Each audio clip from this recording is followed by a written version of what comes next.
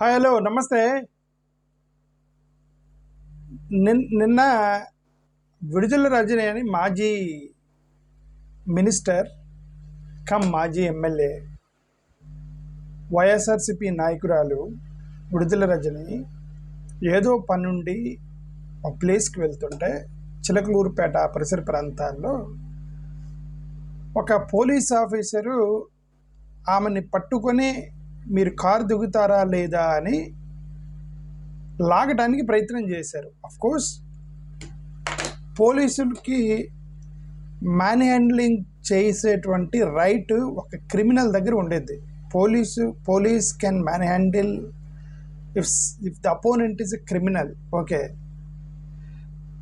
సరే, law and ఆర్డర్కి సంబంధించి వచ్చిన సమస్యలు ఉన్నాయనుకోండి, అప్పుడు కూడా వాళ్ళు బలవంతంగా ఒక పర్సన్ని వాళ్ళు బలవంతంగా తీసుకెళ్ళిపోవచ్చు. పోలీసులకు ఆ హక్కు ఉంది లా అండ్ ఆర్డర్ కాపాడటానికి.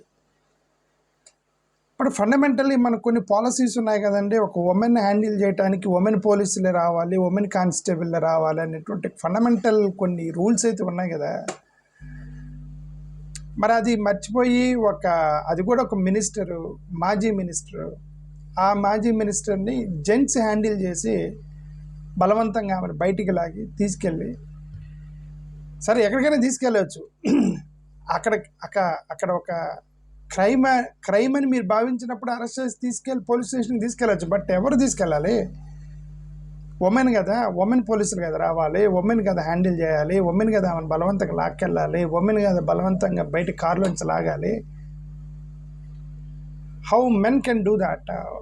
మగ పోలీసులు ఎలా చేస్తారు, ఎలా చేశారు, ఎందుకు చేశారు అనేది కూడా ఒక ఫండమెంటల్ క్వశ్చన్, రైట్?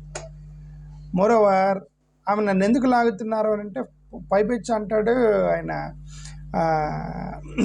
పోలీస్ గారు అంటారు, నేను నీ మీద అసాల్ట్ కేసు పెడతా అంట. అసాల్ట్ కేసు అట. విడుదల రజని ఏమన్నా కేలా హ్యారిసన్ అంటే, ఆమె ఏమన్నా కేలా హ్యారిసన్ చుట్టుపక్కల 10 మంది మగవాళ్ళు ఉంటే కూడా పంచులు ఇవ్వగలదు, ఓకే, ఫిమేల్ బ్రూస్లీ లాగా కొట్టగలదు ఏంటి ఆమె ఏమన్నా అసాల్ట్ కేసు పెడతానికి? చుట్టుపక్కల అందరు మగవాళ్ళు ఉంటారే, ఆ డ్రైవర్ కూడా మగవాడే అనుకుంటా. మరి ఆమె చుట్టుపక్కల కొంతమంది ఒకరో ఇద్దరు ఆడవాళ్ళు ఉన్నట్టున్నారు. వాళ్ళు మీరు బలవంతంగా తీసుకెళ్తే అసాల్ట్ కేసుని ఎవరిని అసాల్ట్ చేసింది, ఎవరిని కొట్టింది, ఎవరిని తిట్టిందామా, ఎవరి మీద ఫైటింగ్ చేసింది, ఎవరిని జుట్టుపట్టుకొని లాగింది అసాల్ట్ కేసు పెడతానికి? In fact she was the victim there. అక్కడ ఆమె విక్టిమ్. ఆమెనే పట్టుకుని బయటికి లాగారు, మీరు దిగుతారా లేదా అని చెప్పి. ఆమెనే అరిచారు, మీరు దిగుతారా లేదా అని పోలీసులు.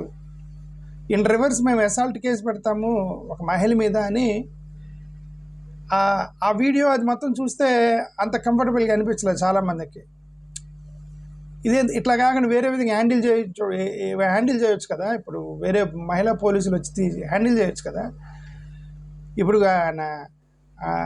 షర్మిల గారి దగ్గరికి మొన్న రీసెంట్గాను మోడీ గారు వచ్చేటప్పుడు ఎవరో కొంతమంది లేడీ పోలీసులు వెళ్ళి షర్మిల గారిని హౌస్ అరెస్ట్ చేస్తూ అక్కడ తొక్కిసలాట ఏదో తోపులాట జరిగింది షర్మిల గారికి. అక్కడ చుట్టుపక్కల అందరూ ఆడవాళ్ళే ఉన్నారు, లేడీ కానిస్టేబుల్సే పట్టుకుని నడుతున్నారు ఆమెని. ఓకే, అని మరి ఎందుకు అక్కడ షర్మిల గారి దగ్గర లేడీస్ని ఎందుకు పంపించారు, ఇక్కడ ఎందుకు జెంట్స్ పోయారు విడుదల రజని గారి దగ్గరికి అనేది ఒక ఫండమెంటల్గా ఎవరికైనా అనిపించింది కదా. ఓకే, అయితే ఇది గతంలో ఇదేంటి కూటమి ప్రభుత్వం వచ్చిన తర్వాత, ఎన్డీఏ ప్రభుత్వం వచ్చిన తర్వాత, స్పెసిఫికలీ నేను ఎన్డీఏ అంటున్నా. ఓకే, ఎందుకంటే ఎన్డీఏ ప్రభుత్వం వచ్చిన తర్వాత ఇట్లా ఈ విధంగా వెళ్ళారని నేను అనుకుంటున్నా. ఎందుకు వెళ్తున్నారు మనకు తెలియదు. ఇప్పుడు కేసులు మన ఫండమెంటల్గా law and order violation, law and order దెబ్బతింటుంది అనేది అదొక పెద్ద సాక్. అది పెద్ద సాక్ అండి. ఒక వేల మంది, లక్షల మంది కనుక వస్తుంటే అక్కడ తోపులాట జరిగి లా అండ్ ఆర్డర్ ప్రాబ్లం అయితే అనుకోవచ్చు. లక్షల మంది వస్తుంటే ఎవడో ఒకడు జేబులో చేసుకొని ఒక డ్రైవరు ప్లస్ 2 వ్యక్తులను తీసుకొని కారులో రోడ్డు మీద పోతుండగా ఆయన అరెస్ట్ చేసి ఎందుకు వచ్చినట్టు లా అండ్ ఆర్డర్ సమస్య అంటే, వాడేమో లా అండ్ ఆర్డర్ సమస్య చేస్తాడు, జేబులో చేయి పెట్టుకుని పోయేవాడిని వాడికి లా అండ్ ఆర్డర్ సమస్య ఉంటుంది. నువ్వు అరెస్ట్ చేయాలనుకున్నావు, అరెస్ట్ చేసావు. ఎందుకు అరెస్ట్ చేసావు అంటే లా అండ్ ఆర్డర్ సమస్య వచ్చిందని ముందుగానే అరెస్ట్ చేసామని చెప్పి చేసేస్తున్నారు అంతే.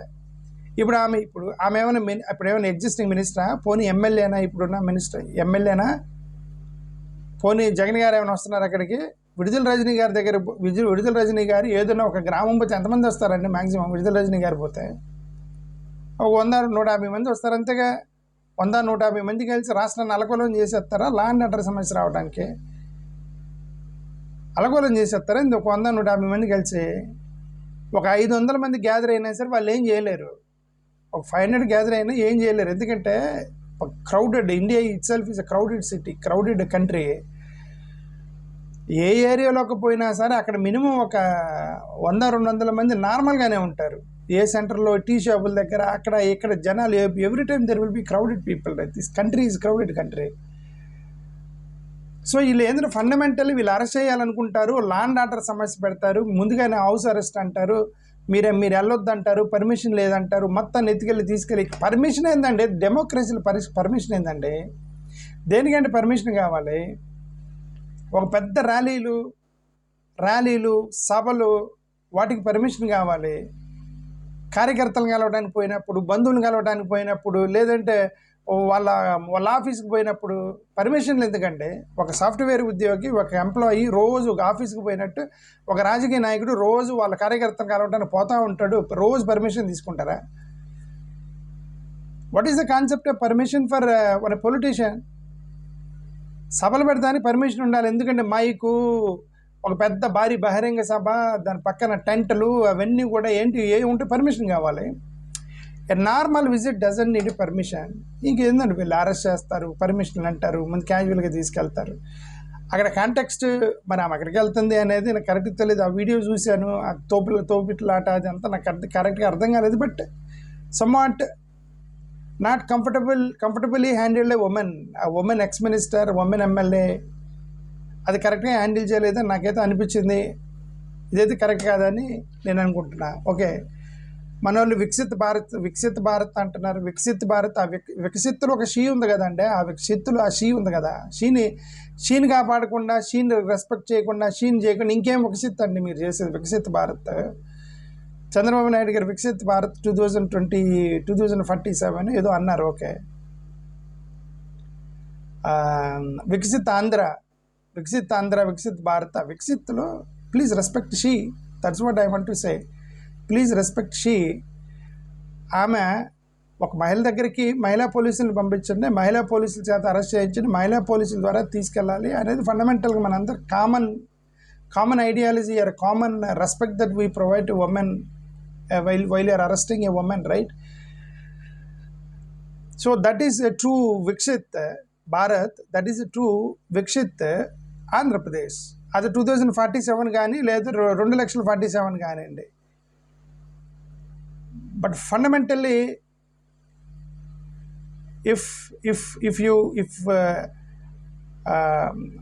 అంటే ఉమెన్ డెవలప్మెంటే కదా ఫండమెంటల్లీ మనకు కావాల్సింది అనేది నా ఉద్దేశం. ఓకే, మరి పవన్ కళ్యాణ్ గారు మహిళల్ని ఎత్తుకెళ్ళిపోయారు,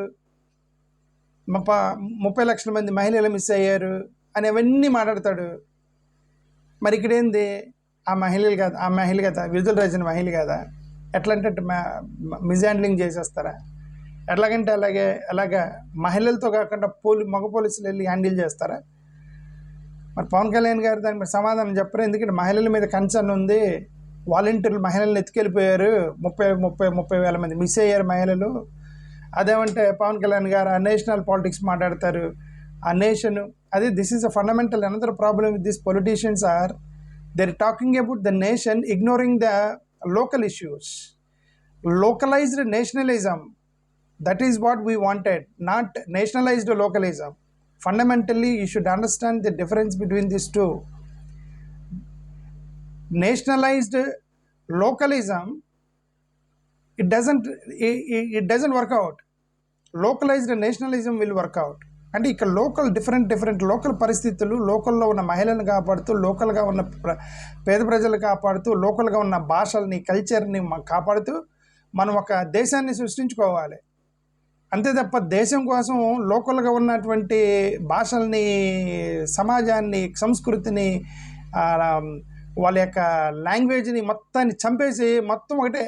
no, not nationalized localism, it is localized nationalism is much most important. అందుకనే ఈ పవన్ కళ్యాణ్ గారు వాట్సాప్లో వచ్చిన మెసేజ్లు, అది ఆ మెసేజ్లు ఎవరు చెప్తారో మనకు తెలియదు కదా. ఢిల్లీలో కూర్చొని అక్కడ నుంచి మెసేజ్లు కొడుతూ ఉంటారు నార్త్ ఇండియాలో, అది చదువుతూ ఉంటాడు అనుకుంటా పవన్ కళ్యాణ్ గారు. అవి చదువుకొని ఇక్కడికి వచ్చి మనకు ప్రసంగాలు ఇస్తూ ఉంటాడు అనమాట. ఇవన్నీ ఫండమెంటల్ డిఫరెన్స్ అర్థం చేసుకోకుండా. ఓకే, సో పవన్ కళ్యాణ్ గారు ఎప్పుడైనా చూడండి, విడుదల రజనీ గారిని హ్యాండిల్ చేసిన పద్ధతి అయితే కరెక్ట్ కాదు.